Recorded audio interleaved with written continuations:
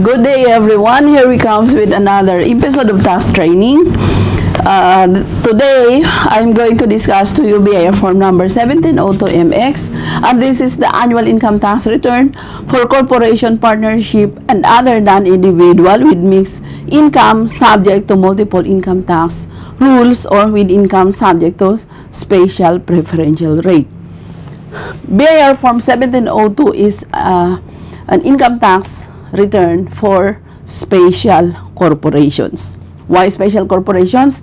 Because they are not paying income tax at the rate of 30%, but another rate as provided by law.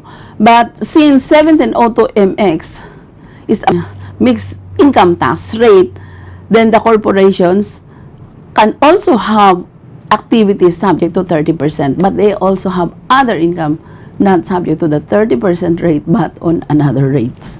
That's why this is called mixed income tax return. Okay, we will start with line number 1 for calendar year or fiscal year.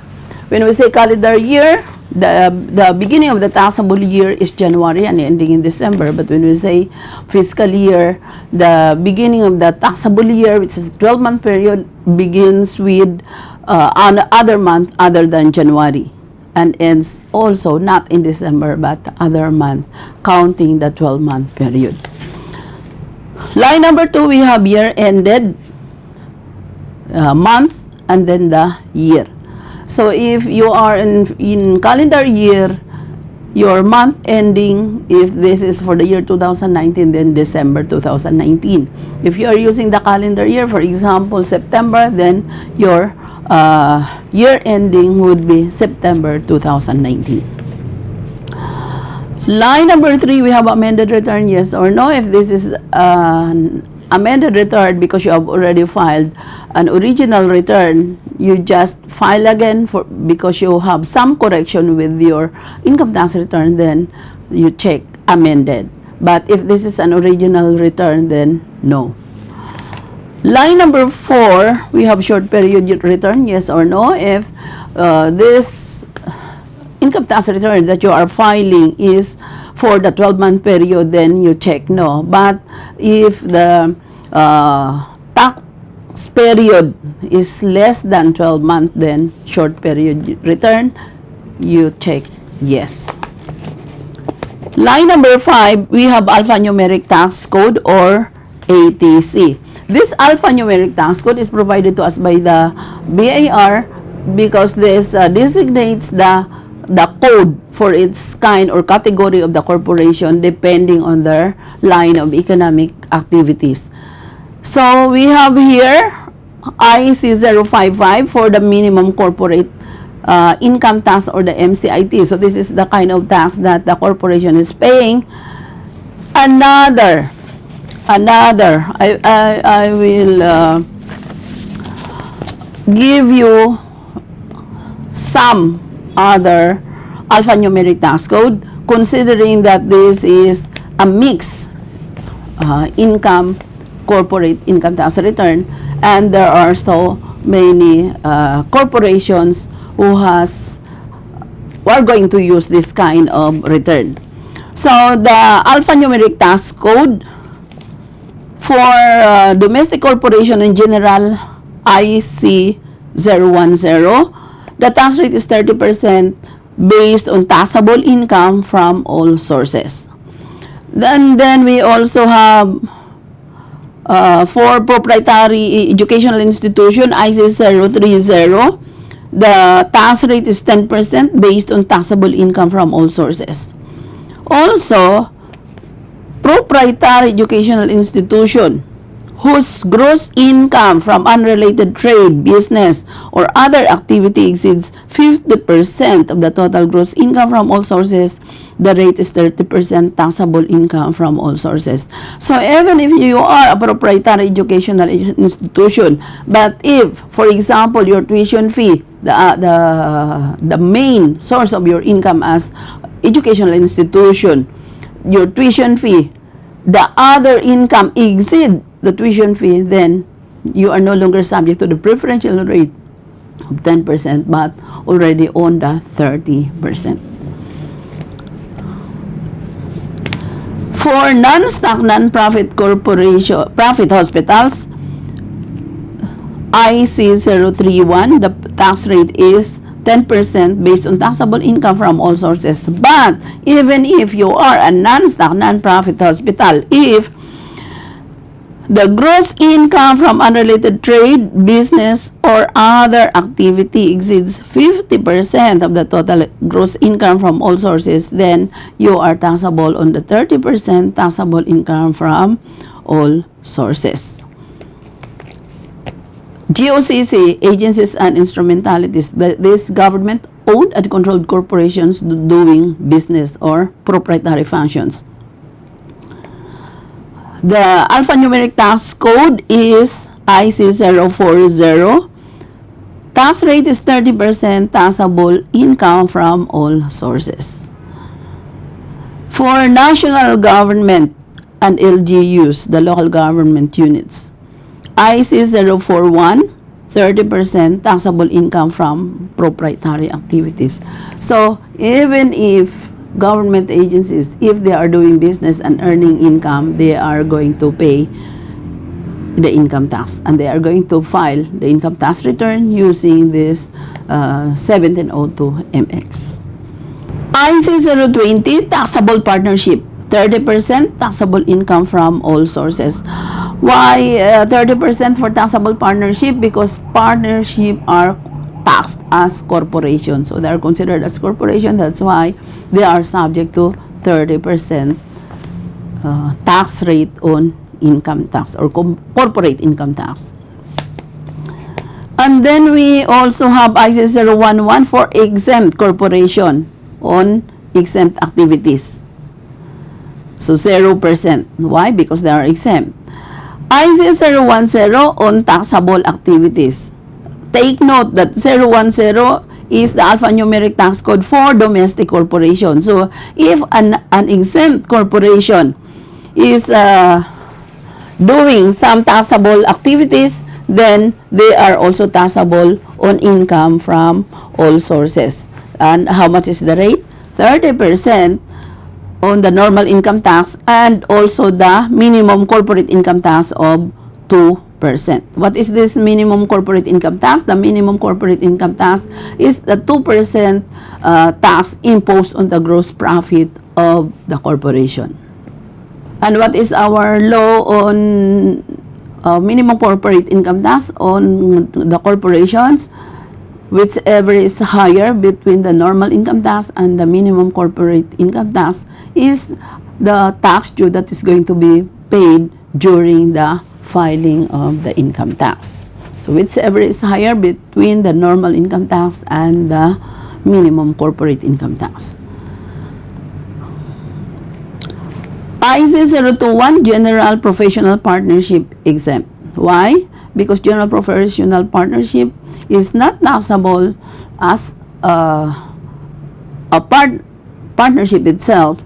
The income is distributed to the partner and the partners are the one liable to pay the income tax. The partnership itself is exempt. But the General Professional Partnership has to file an income tax return using this form.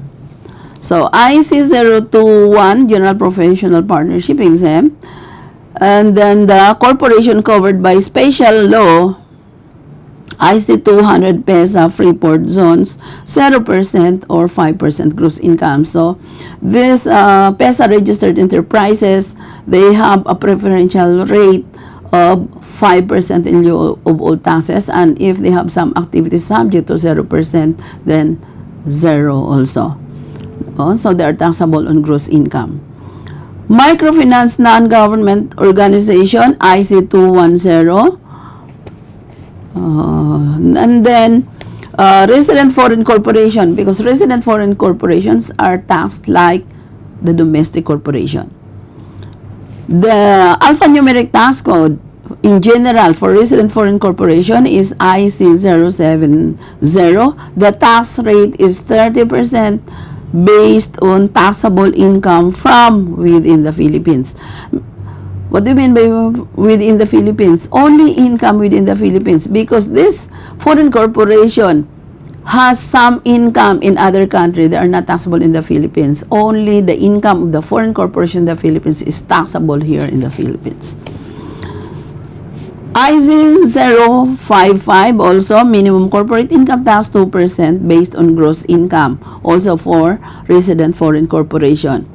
IC 080, international carrier, the tax rate is 2.5% based on gross Philippine billing. This is the income tax that is going to be paid by the international carriers.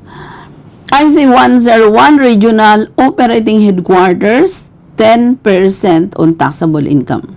And then we also have IC 190 for offshore banking units on its foreign currency transaction not subjected to final tax is 10% based on gross taxable income on foreign currency transaction not subjected to final tax. And other than foreign currency transaction is subject to 30% tax rate on taxable income other than foreign currency transactions. For foreign currency deposit units or FCDU, the alphanumeric tax code is IC 191.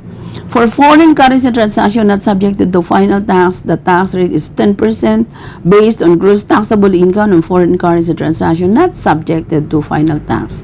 And other than foreign currency transaction, the tax rate is 30% based on taxable income other than foreign currency transaction. So that is those are the alphanumeric tax code that you are going to choose and fill up in your income tax return 1702MX if you file the return for information purposes. Okay, so we are now on the part 1, background information. So line number 6, we have taxpayer identification number or the TIN. So this is only the first 9 digits. Why? Because there is already a default for the branch code, which is the ending. Why default on the branch code? Because the filing of the income tax return, regardless of how many branches are there, a corporation have only one consolidated income tax return should be filed at the main office. So RDO code, where can you get the RDO code? This is the RDO code of the main office, and you can derive this from your certificate of registration. Line number 8 is the registered name. Enter only one letter per box using capital letter. Okay? So, one letter per box using capital letter. Huh? And what is the instruction? Enter all required information in capital letters using black ink. Mark applicable boxes with an X. 2 copies must be filed with the BIR and 1 held by the taxpayer. So that is our requirement. So in the registered name, 1 letter per box using capital letter. Okay. Line number 9, we have registered address.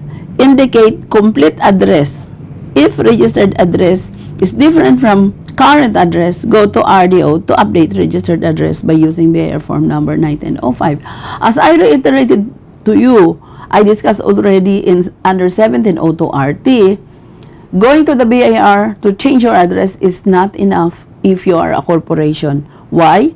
Because there is a regulatory agency for corporation, and the BIR will not entertain you if you have not changed your address in the Securities and Exchange Commission. So what are you going to do if you are a corporation?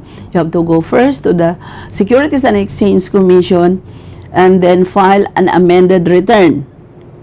Secretary certificate and board resolution, file it in the Securities and Exchange Commission for a change of address. Once you have the amended articles of incorporation with the new address, then that's the time that you go to the BIR to change your address. So how are you going to change your address? Fill out Form 1905/1905 to update your information. You put there the old address and then the new address, have it received by your new RDO so that the new RDO will receive you as a transferee of the corporation. But you have to also go to the previous RDO where you are registered and then have a clearance there before your registration will be transferred through the computer or through the internet. If you are going out of time because it's deadline of the filing of the income tax and you cannot change your address with the SEC, then if you cannot change your address, use your old address. Do not use your new address without first updating it in the new RDO and with the SEC.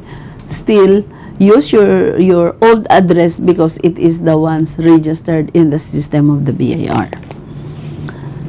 Line number 10, date of incorporation or organization, always put here your original date of incorporation, not the amended. When you amend your articles of incorporation and then you have there a new date, that is not the date of incorporation. That is only the date of the amendment. So the date of incorporation is the original when you register in the Securities and Exchange Commission. It is the birthday of the corporation. Why? Because the corporation came into life only by operation of law. So when it is registered and the Securities and Exchange Commission registered it already in the Securities and Exchange Commission, then that is the birthday of the corporation. It gives birth, it gives life to the corporation. It is already existing. So contact number, please put the contact number of the corporation, not the contact number of the accountant, not the contact number of your consultant or any other person. It's always the contact number of the corporation. Zip code, we have the standard zip code, so follow that. Email address, when using email address, do not also use the other email addresses. Use the email address of the corporation. Line number 13, we have method of deduction, can be itemized deduction or the optional standard deduction. Okay, for itemized deductions, you have to list down all the kind of expenses that you incurred and then the amount, and then claim it, deduct it against your income, sales, or whatever. For the optional standard deduction, the corporation is given 40% based on gross income. Okay, so that is your standard deduction, 40% of gross income. Unlike individual, 40% of gross sales. For corporation, it is 40% of gross income. So when we say gross income, it is sales less cost of sales equals gross income. You have to deduct first the cost of sales or the cost of services. Part 2, we have total tax payable. Line number 14, we have total tax due or overpayment. When you fill line number 14, that means you already have computed your total tax due. Do not fill this up without first ascertaining the total tax due. The source of your total tax due when you fill this up is your financial statement, which is the income tax statement or statement of income, because these are the mandatory attachment in your income tax return, your financial statements. So this line number 14, the total tax due, will be coming from your financial statements. So what is the total tax due or the total overpayment? Put it here. And then line number 15, less total tax credit or payments. What are these total tax credits or payments? These are the taxes that you have previously paid, and you are entitled to claim them as a deduction against your total tax payable. Net tax payable or overpayment. Okay, so you have to deduct the total tax due and then the tax credit. You have now the tax payable, or if your tax paid exceed your tax due, then you have overpayment. Add penalties if you have not paid your income tax on time, then it will incur penalties. And how many penalties are there? There are 3. We have surcharge, interest, and compromise.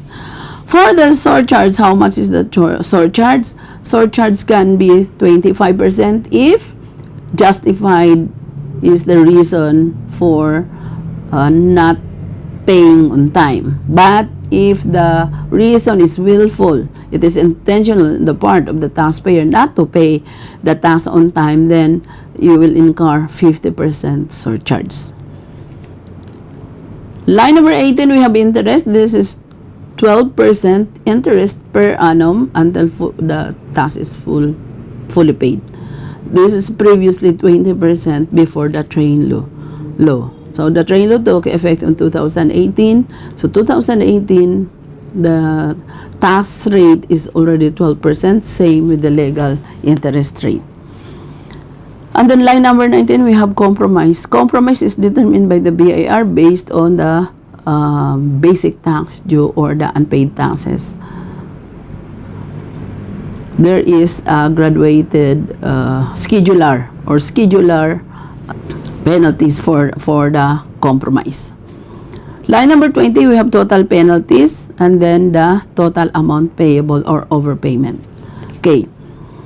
In instances wherein there is an overpayment, meaning your tax due is lower than the tax you already paid, so you have overpayment, you have options.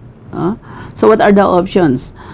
The first option is to be refunded. If you want that your overpayment would be refunded by the BIR, meaning you apply for the cash payment or refund of your tax which has been overpaid, then you check box number 1 to be refunded.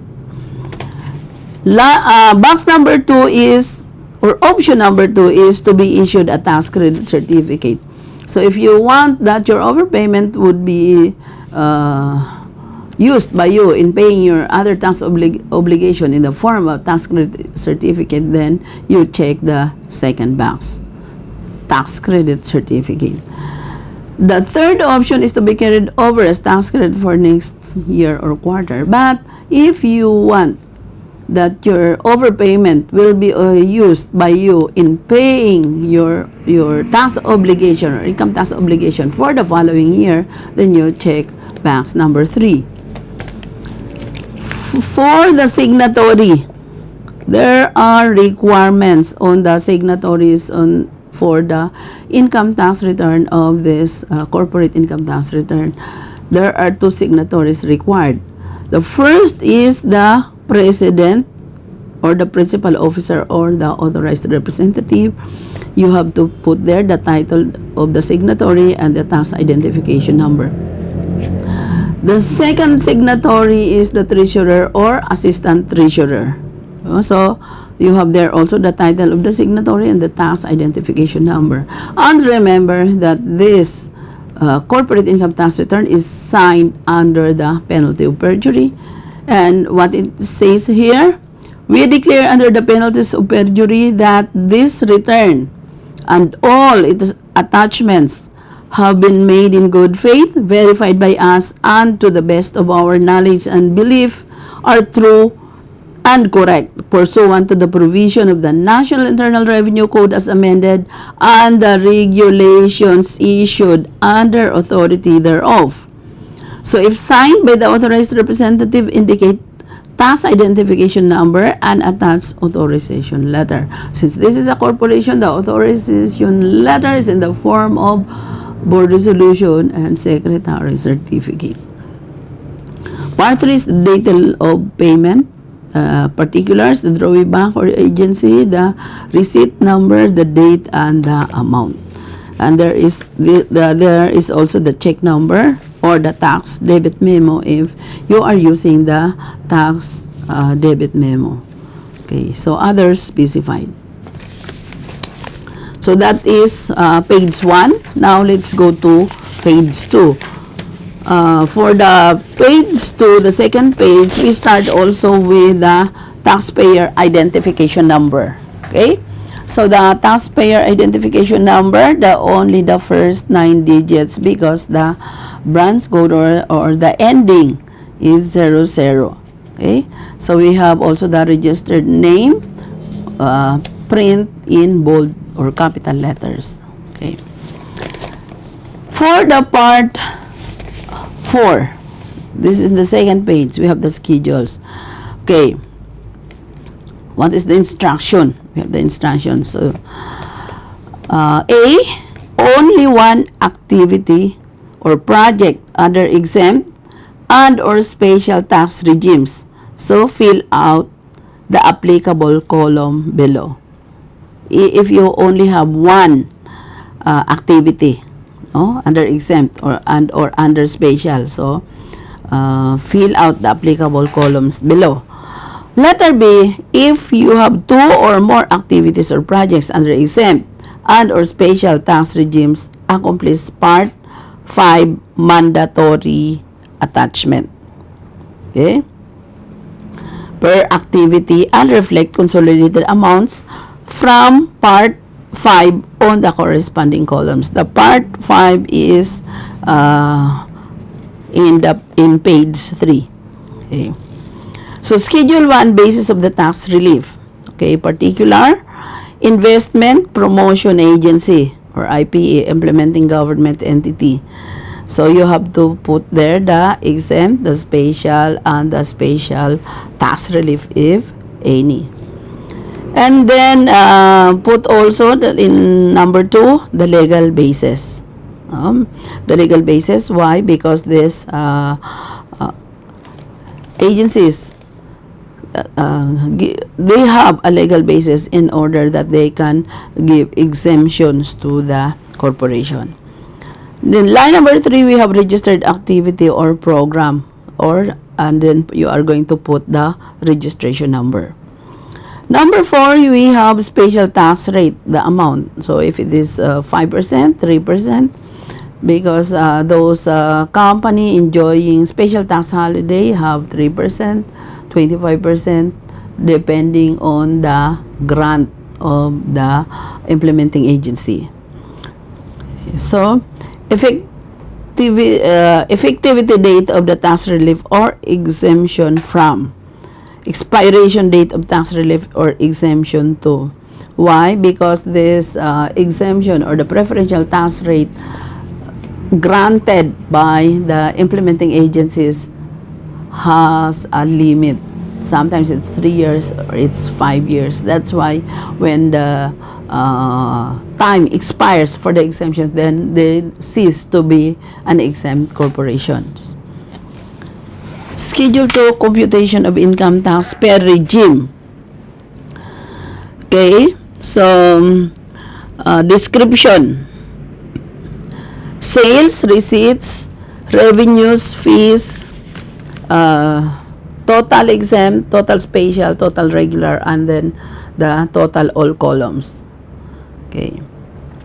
Number 2, less sales, returns, allowances, and discounts. Number 3, net sales, receipts, revenues, or fees. And then number 4, less cost of sales and services. Remember that in line number 4, for the cost of sales and services, these are regulated because there are kind of expenses that are mandatorily included, and there are also excluded from the cost of sales of services in order to determine the gross income. Okay, line number 5 is gross income from operation, and then number 6, add other taxable income not subjected to final tax. Okay. Number 7, total taxable income, sum of items 5 and 6. Less deductions allowed under existing law. Okay, so number 8, we have ordinary, allowable, itemized deductions. And then number 9, we have special, allowable, itemized deductions. No, these are granted by the law and implemented by the implementing agencies.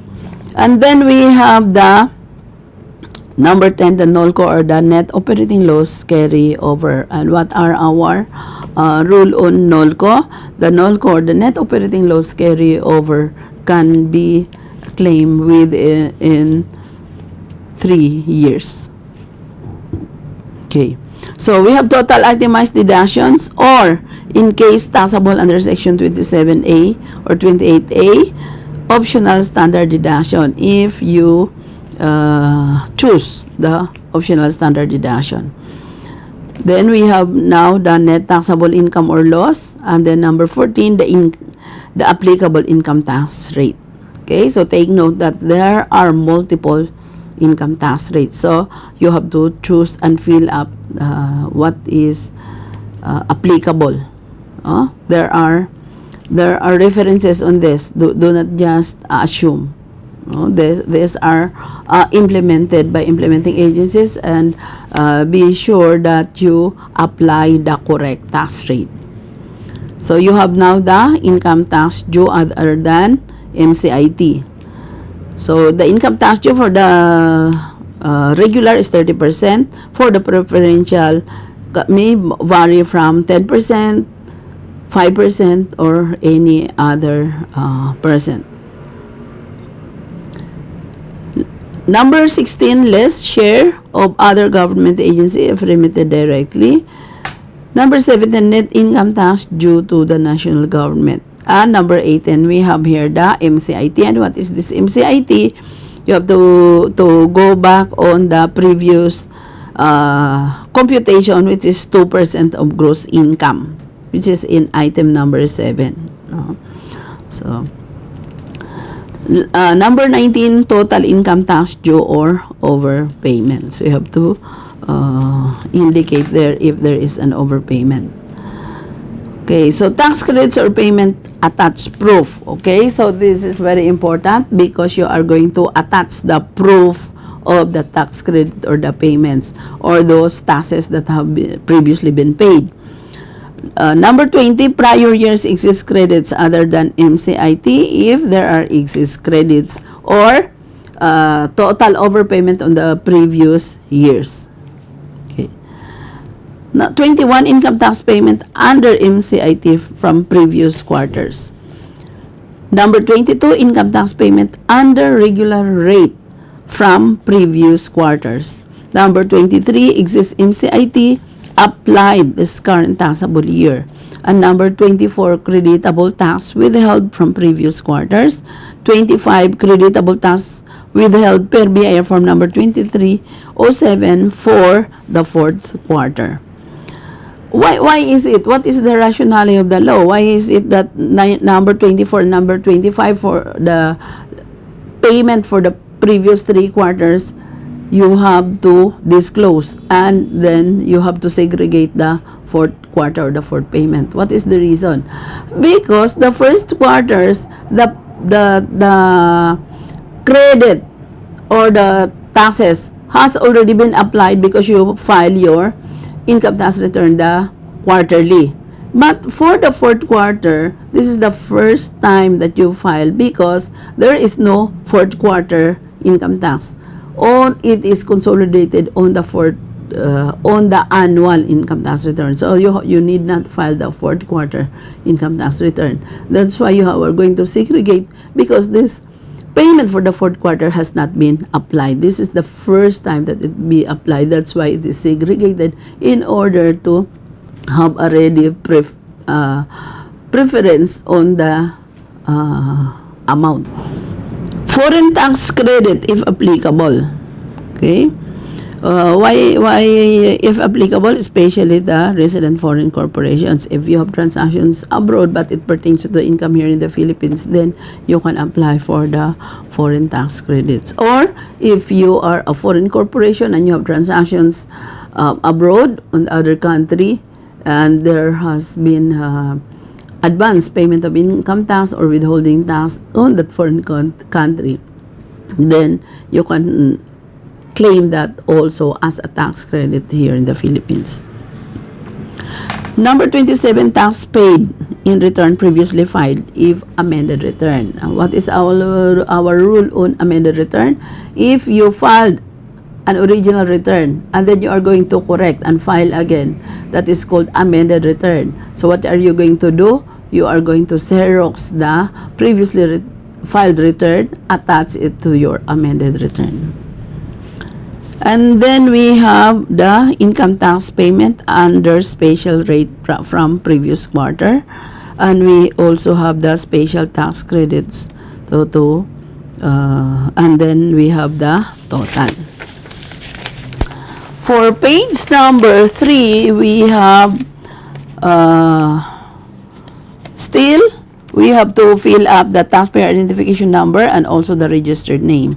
And then we have the schedule for the tax relief availment.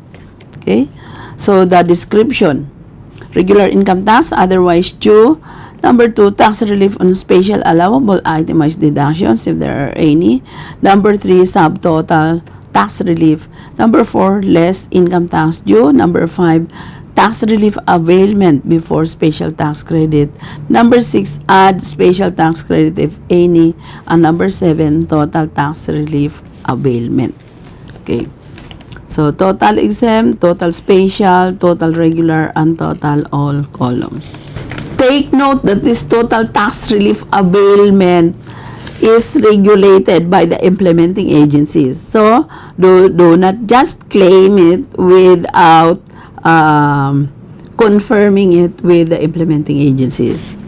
Schedule 5, ordinary allowable deductions. So, we have the ordinary allowable deductions if you opt to use the itemized deductions in computing your income tax return as against the optional standard deduction of 40% on gross income. So if you are using ordinary allowable itemized deductions, then you have to itemize the expenses that you incur.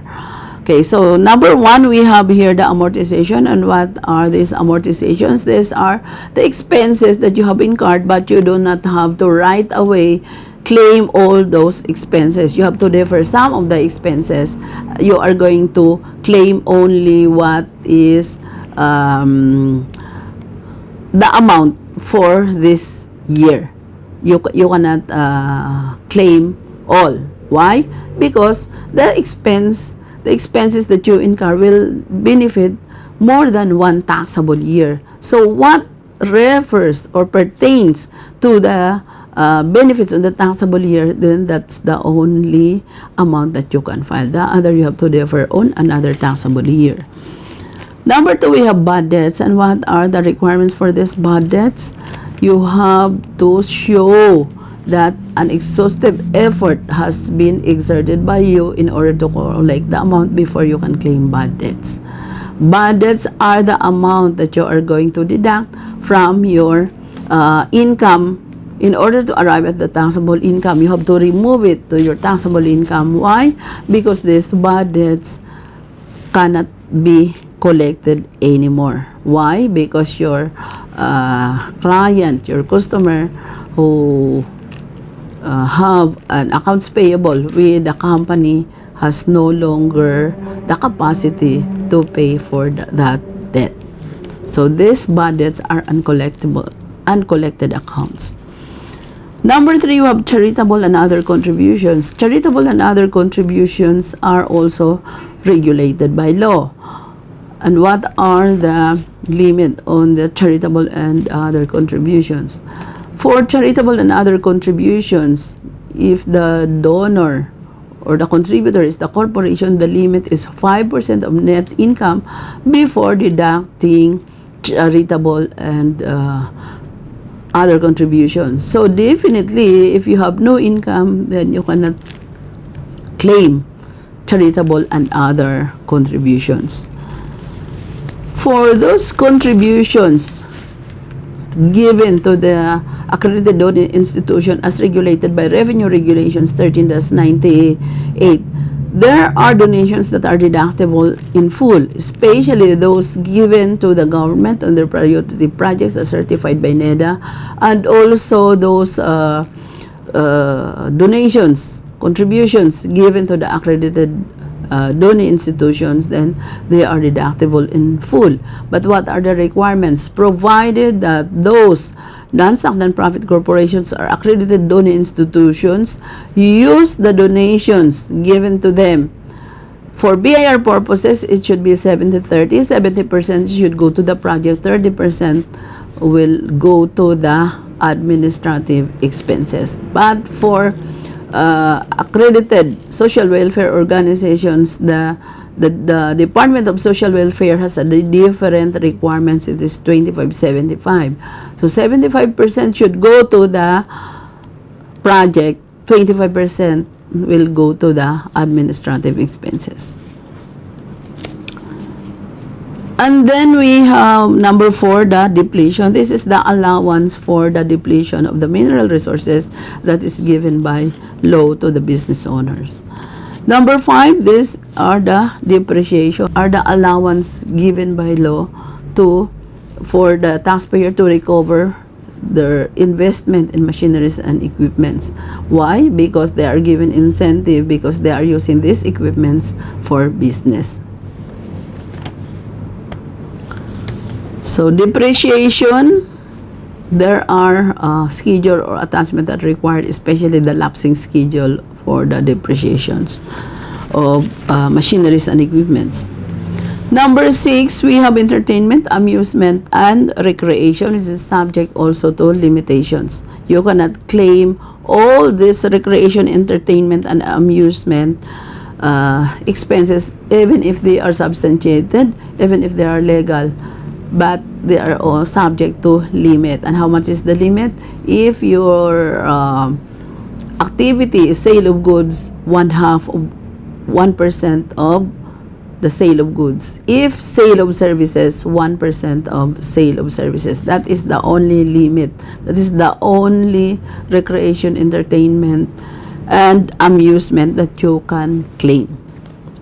Number 7 are the friends benefits. There are so many kind of friends benefits given by the company to its managerial and supervisory employees. But if friends benefits are given to the rank and file as included as a part of their compensation. But for supervisory and managerial, the friends benefits is subject to final tax, and that final tax is to be paid by the company or the corporation. Number 9, losses. This losses has also some requirements. And what are these? Provided that the losses you reported to the BIR within 45 days, that is referred to the examiner, and the examiner will make a report on how much are the value of the losses that you incurred. So you are going to report that within 45 days for the losses. Number 10, pension trust. These pension trusts are the contributions by both employer and the employee for the benefits of the employees. Okay, so pension trust, in order that you can claim pension trust, it is only the portion of the contribution of the employer for the pension trust, not the total contribution to the pension trust, because it includes the contribution of the employee. Rental, this rental is the payment for the use of the facilities. This is subject to 5% expanded withholding tax. That is going to be paid by the lessee. So what the lessee will do, pay 95% of the rent to the lessor, to the owner of the facilities, and then give a certificate of withholding amounting to 5% of the rental by issuing BIR Form 2307, the certificate of expanded withholding tax for the lessor, because the lessor will use it as a deduction to his income tax return when he files his income tax return.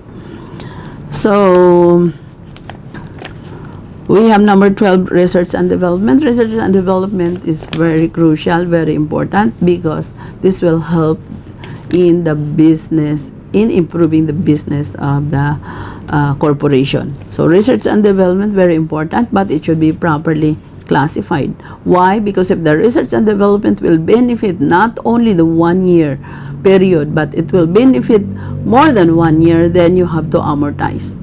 If it will benefit 5 years, then you have to divide the research and development cost for 5 years. So whatever amount that pertains only to the current year, which is under due for filing on the income tax, then it is only the proportionate share that should be claimed as an expense for research and development.